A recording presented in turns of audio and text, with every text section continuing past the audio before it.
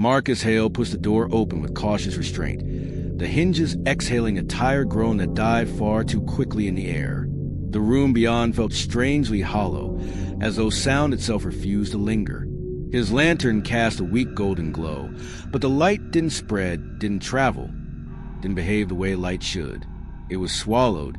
The shadows along the corners pulsed faintly, pulling the lantern's radiance toward themselves like something hungry. Marcus watched the edges of the room dim further, the darkness thickening into a shape without form, a presence without outline. A wave of cold brushed across his face, the kind of cold that felt intentional.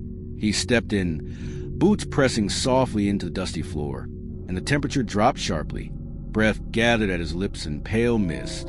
The lantern flickered in protest, its flames stretching unnaturally sideways, bending toward the darkest corner as if dragged by invisible fingers.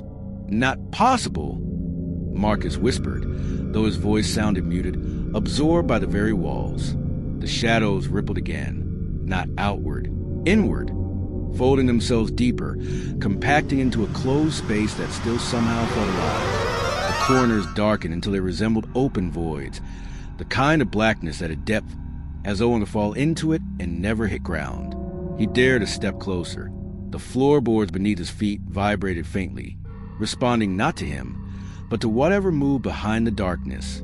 The lantern dimmed again, its warm light draining away in thin strands, vanishing into the shadowed mass as though consumed. The cold intensified. It was no longer the chill of an empty house. It was a deliberate coldness of something observing, calculating. Marcus felt a slow breath against his neck, a breath not his own, and instinctively turned. No one was there, only the shadows shifting slightly, their edges crawling across the wall, like ink spreading in water. The lantern gave a final shiver. Marcus felt the cold wrap around his spine.